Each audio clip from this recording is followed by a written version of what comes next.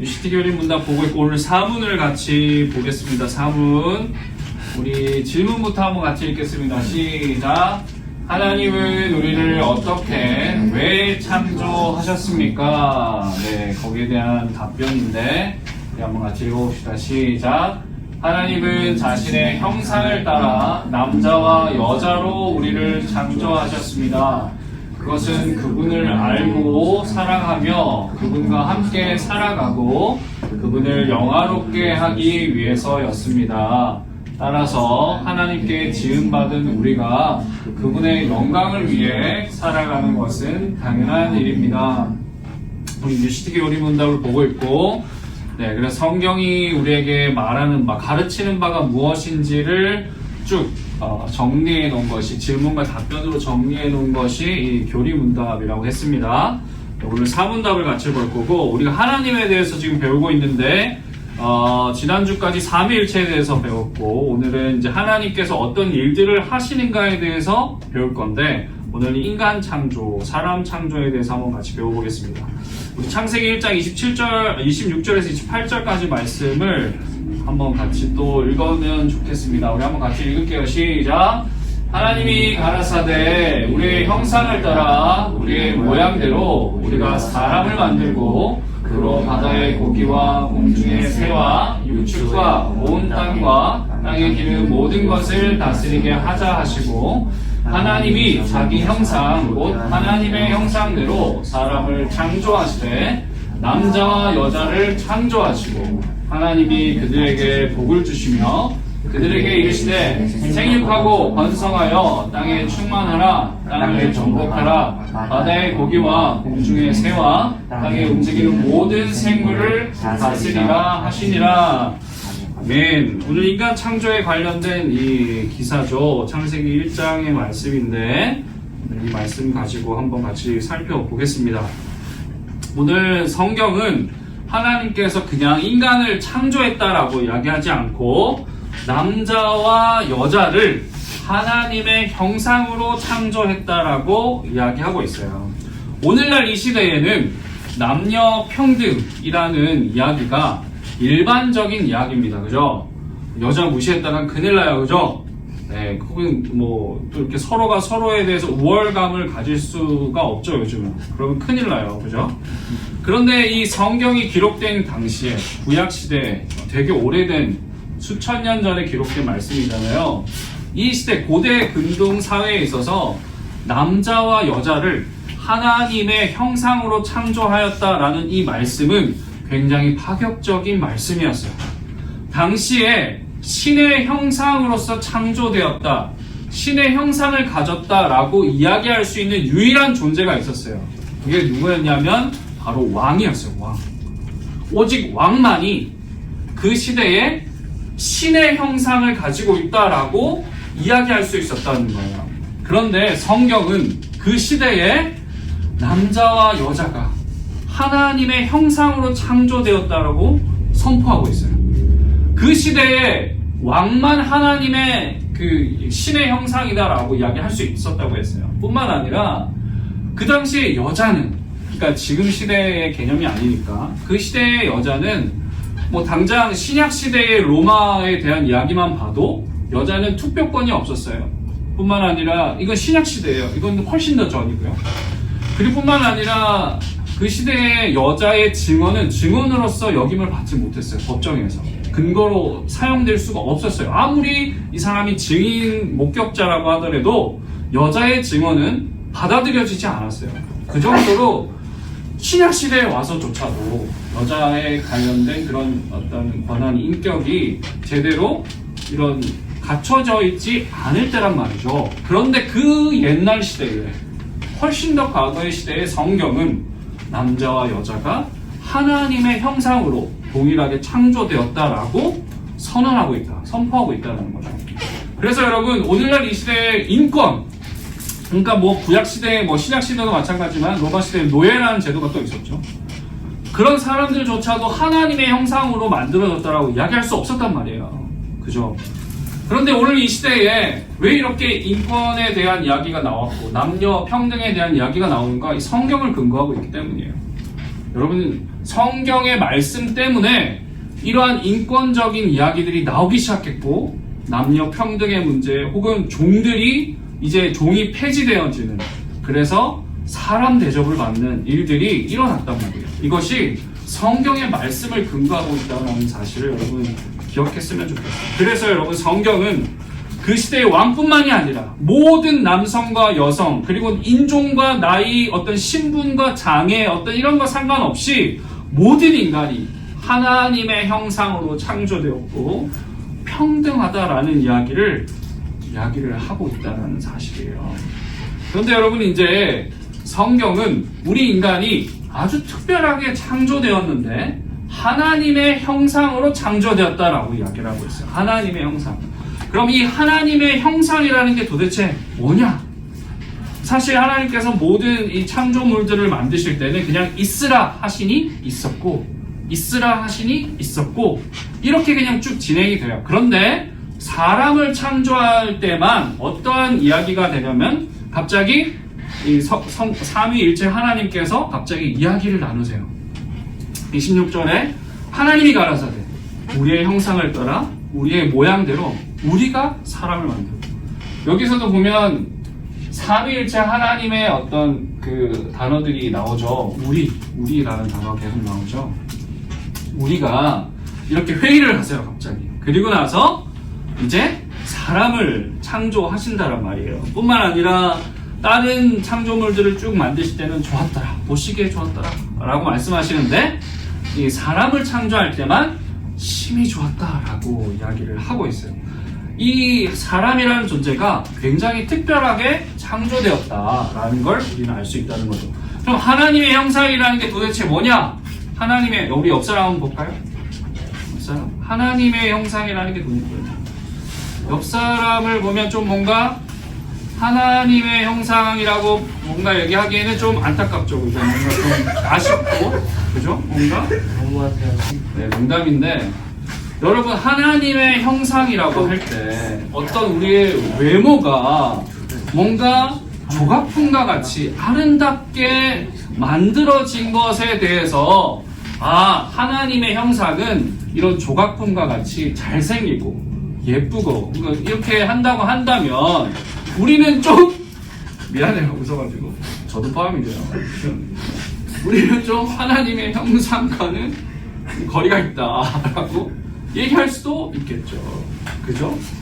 그러니까 하나님의 형상이라는 것은 눈과 코와 입과 두 손과 두 발을 가진 이런 형체에 대한 이야기가 아니다. 다행히게도 아니다라는 거예요. 하나님의 형상으로 그럼 지음받았다는 뜻이 뭘까? 하나님은 영이시죠. 우리처럼 육체를 입고 계시지 않아요. 하나님은 영이시란 말이에요. 그렇기 때문에 하나님이 가지고 계신 성품들이 있어요. 어떤 하나님의 사랑, 하나님의 지혜, 하나님의 공의로우심, 하나님의 신실하심, 하나님의 거룩하심. 우리는 그 하나님의 성품을 닮아 창조되었다라는 거예요. 여기서 하나님의 형상을 닮았다라는 것은 그러한 하나님의 성품을 닮아서 그런 하나님의 성품을 드러내는 존재로 우리를 창조하셨다라는 이야기를 해요.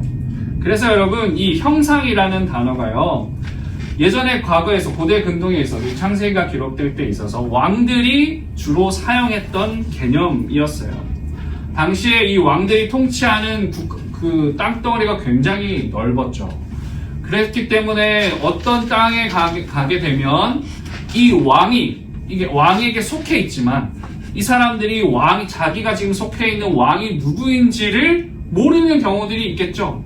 그래서 이 왕들이 어떤 일들을 하냐면 자기의 형상을 만들어요. 자기의 형상을 만들어서 이것이 너희를 정복한, 너희들을 다스리고 있는, 그리고 너희들을 지키고 있는, 너희가 섬겨야 마땅할 왕이다 라고 각 지역에 배치를 해놓는 거예요. 그렇게 해서 이 백성들이 자기의 왕이 누구인지를 기억하는 거죠. 이것이 고대 근동의 이 형상이라는 이 개념의 의미입니다. 그런데 우리를 하나님의 형상으로 만드셨다라는 거예요. 하나님의 형상. 이게 무슨 뜻일까? 하나님은 이 땅에 그러한 형상을 뭐 나무를 그리고 돌로 만드시지 않으셨죠. 우리는 하나님의 형상에 대해서 어떠한 어떤 작품들을 보기가 힘들어요. 그런데 하나님이 형상으로 만드신 이가 있는데 바로 우리 한 사람 한 사람이라는 거죠. 한우가 막 이렇게 하는데 그래요. 그렇게 우리는 하나님의 형상들로 창조되었다. 그래서 우리를 통하여서 하나님의 성품이 드러나고, 그래서 세상이 우리를 통해서 하나님이라는 분이 이러한 분이시구나를 알게끔 우리 한 사람 한 사람을 그렇게 하나님의 대리자요, 하나님을 비추는 거울로 반사체로 우리를 그렇게 만드셨다라는 거예요. 여기 성경에 보면은 근데 이렇게 쓰고 있어요. 우리 한번 같이 읽어볼까요? 하나님이 그들에게 시작. 하나님이 그들에게 복을 주시며 그들에게 이르시되 생육하고 번성하여 땅에 충만하라. 땅을 정복하라. 바다의 고기와 공중의 새와 땅에 움직이는 모든 생물을 다스리라 하시니라. 하나님께서 우리를 하나님의 대리자, 하나님의 형상으로 창조하셨고 이러한 명령을 하셨는데, 사실 이 명령만 보면 이제는 우리가 마음대로 이 자연을 훼손하고 내 마음대로 이 자연의 가치들을 사용하고 내가 원하는 그런 사람들을 내 마음대로 내가 그냥 하고 싶은 대로 그냥 대해도 되는 거구나, 어떤 이러한 생각을 할 수가 있어요. 그런데 아까도 말했듯이 하나님의 형상이라는 그 개념 안에는 하나님의 대리자라는 개념이 있다라고 했어요. 우리는 세상을 다스릴 때, 자연을 바라볼 때, 이웃을 대할 때 어떻게 대해야 하느냐? 하나님의 성품으로 대해야 돼요. 하나님의 성품. 이거는 그냥 내가 하고 싶은 대로 자연을 다 나무 쓸어버리고 파괴하고 그러라는 이야기가 아니라, 그 모든 자연을 가꾸고 이웃을 대하고 세상을 살아갈 때에 우리 안에 있는 그 하나님의 형상, 하나님의 성품, 하나님 안에 있는 사랑과 그 지혜와 공의로우심과 그 거룩하심을 통하여서 이들을 다스리라는 것을 하나님께서 명령하고 계신다. 그래서 우리가 하나님의 형상을 회복한다는 것, 하나님의 형상대로 살아간다는 것은 그런 하나님의 성품을 세상 가운데 잘 드러내는 삶이어야 된다는 거죠. 하나님의 형상으로 창조되었다라고 이제 이야기를 하시면서 우리를 남자와 여자로 창조하셨다라고 또한 얘기를 하고 있어요. 하나님은 우리 인간을 창조하실 때 독립된 존재, 고립된 존재로 만드시지 않았다라는 이야기를 여기에서 알 수가 있어요. 남자와 여자로 만드셨어요. 우리가 지난주에 하나님께서 삼위일체 한 분이시라는 개념에 대해서 얘기를 했어요. 그죠? 그 한 분이라는 그 단어가 이 창세기에서 특별히 남자와 여자를 창조하시고 그 남자와 여자가 특별히 이렇게 연합하여서 결혼이라는 제도를 통하여서 한 몸을 이룬다라고 했을 때 이 똑같은 단어가 쓰였다라고 이야기를 해요. 뿐만 아니라 요한복음에 우리가 하나가 된 것 같이 그들도 하나가 되게 하려 함이니이다. 하나님께서 우리를 창조하신 목적에 대해서 우리 또한 그렇게 한 몸을 이루고 하나가 되게 하기 위해서 우리를 창조하셨다라고 이야기를 하고 있다라는 거죠. 그래서 우리는 관계 속에서 살아갈 수밖에 없는 존재로 만드셨다. 혼자서는 살아갈 수 없는 존재로 만드셨다라는 거예요. 어떤 사람이 그럴 수도 있어요. 나는 결혼도 싫고 로맨스도 싫어요. 나는 이렇게 사랑 따위 하지 않을 거예요 라고 하는 사람이라도 그 사람도 친구나 이웃 없이는 살아갈 수 없는 존재라는 거예요. 그래서 인간이 가장 고독하고 불행할 때는 언제냐? 나를 사랑해주는 사람이 없거나 혹은 내가 사랑할 대상이 없을 때예요. 왜냐하면 우리는 본질적으로 사랑을 주고 사랑을 받게끔 그런 삼위 하나님의 관계성 속에서 살아가게끔 창조하셨기 때문에. 그래서 우리는 누군가를 사랑해야 하고 또 누군가에게 사랑을 받기 위해 창조되었다. 우리의 삶은 그렇게 살아가야 한다고 성경은 이야기하고 있다는 거예요. 자, 그러면 아까 우리가 how에 대해서 배웠으면 이제 why에 대해서 잠깐 이야기를 할 건데, 그럼 하나님은 왜 우리를 창조하셨을까? 교리문답은 그 목적을 네 가지로 이야기를 합니다. 뭐냐면 그분을 알아가고 사랑하며 그분과 함께 살아가고 그분을 영화롭게 하기 위해서라고 성경이 이야기를 해요. 여러분, 알아간다는 것, 이것은 단순히 우리가 어떤 사전적 의미로 나무 위키 맞나요? 그 정도 사전에서 뭔가 지식적으로 뭔가를 알아간다는 의미가 아니에요. 알아간다는 것은 그분과 동행하고 이야기하고 데이트를 하고 더 많은 이야기들을 나누고 이렇게 하면서 정말로 그 사람과 시간을 보내면서 그 사람에 대해서 알아가는 거죠. 그죠? 그것이 알아간다는 의미예요. 하나님은 단순히 하나님을 지식적으로만 알기를 원치 않으세요. 여러분, 사실 하나님을 지식적으로만 안다면 그거는 굉장히 슬픈 거죠. 여러분, 사랑을 해봤어요?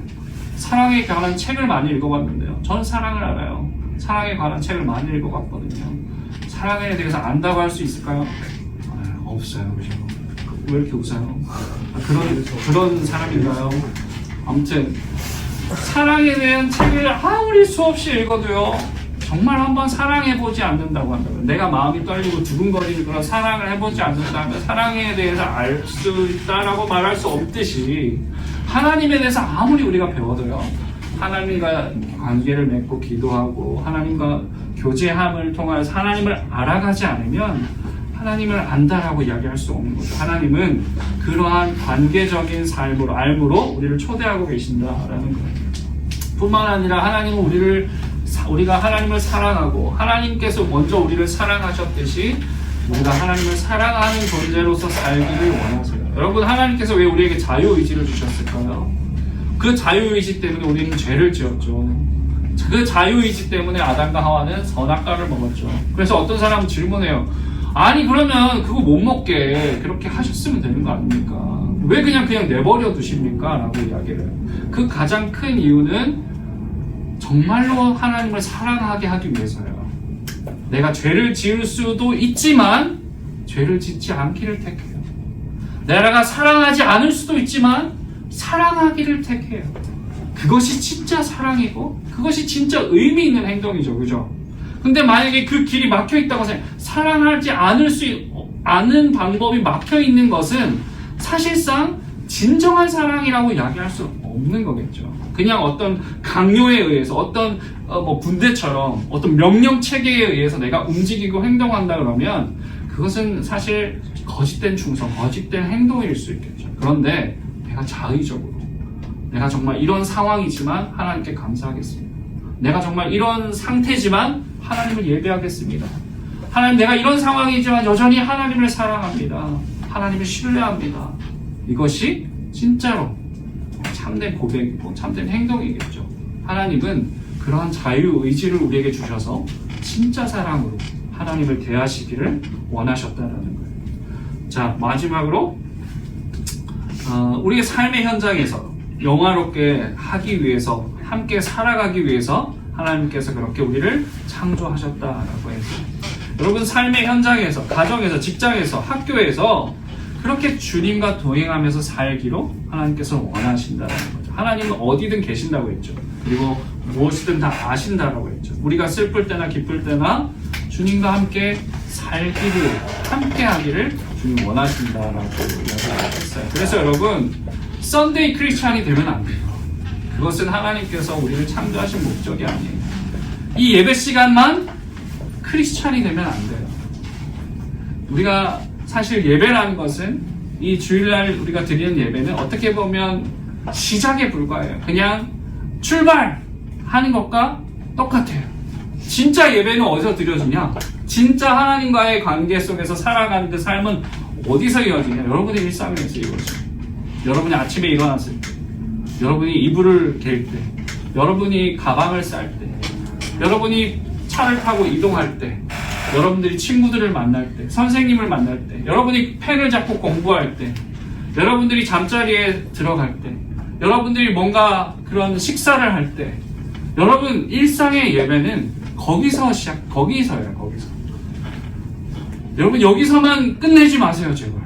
그것은 하나님께서 우리에게 원하시는 삶의 모습이 아니에요. 여기 그냥 시작하고 하는 것이지 진짜 예배는요 여러분의 삶에서 아무도 여러분을 보지 않고 아무도 여러분에게 귀 기울이지 않고 혼자 있을 때 그때 진짜 예배가 드려지고 있다는 걸 기억해요. 하나님은 그 모든 삶 가운데서 동행하기를 원하셨다.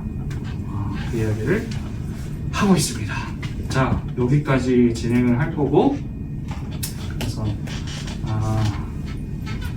근데 여러분 이제 뭐 사실 우리가 다 알듯이 우리는 이제 하나님의 대리자요, 또 하나님 누군가를 사랑하고 사랑받기 위해서 창조되었지만, 그런 하나님의 형상으로 창조되었지만 우리가 아는 그 죄로 인해서 사실 우리는 이제 제대로 된 기능을 못하죠.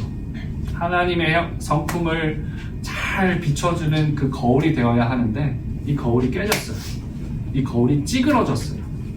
그러니까 뭔가 내가 하나님의 형상으로 창조됐긴 했는데 뭔가 하나님의 성품이 아니라 거칠고 뭔가 죄악되고 그런 시커먼 형상들이 막 드러나는 거죠. 그죠? 그래서 주님이 예수님께서 오신 거죠. 깨어진 우리의 형상을 회복시키시기 위해서 완전하신 그 예수님은 본인이 깨어지셨죠. 산산조각 나셨죠. 그 십자가 위에서. 그리고 그 죽으심과 부활하심을 통해서 우리 예수 안에 있는 우리가 다시금 온전히 하나님을 비추는 반사체로 대리자로서 회복될 수 있도록 하셨죠. 우리가 복음 안에서 예수님 안에서 회복할 때 일어나는 일이 바로 이러한 일이에요. 하나님의 형상을 회복하는 일. 우리를 통해서 하나님의 성품이 드러날 겁니다. 또한 우리를 통해서 누군가를 사랑하게 될 겁니다. 소외되고 또 내가 나에게 맞지 않는 그 사람들을 향해서 손을 뻗게 될 겁니다. 그것이 하나님께서 그 예수 그리스도께서 우리에게 하시고자 하셨던 그 십자가 위에서 하시고자 하셨던 그 회복의 일이에요. 하나님의 형상을 회복하는 것. 우리 모든 친구들이 주님 안에서 이 하나님께서 우리를 창조하신 그 형상을 회복할 수 있기를 간절히 소망해요. 우리 마지막으로 한 번 더 읽어보고 마치겠습니다. 우리 한 번 더 질문한 거 같이 다시 읽어볼게요. 시작. 하나님은 우리를 어떻게 왜 창조하셨습니까? 네, 답변 한번 같이 읽을게요. 하나님은 자기 형상을 따라 남자와 여자로 우리를 창조하셨습니다. 그것은 그분을 알고 사랑하며 그분과 함께 살아가고 그분을 영화롭게 하기 위해서였습니다. 따라서 하나님께 지음받은 우리가 그분의 영광을 위해 살아가는 것은 당연한 일입니다. 아멘. 같이 기도하겠습니다.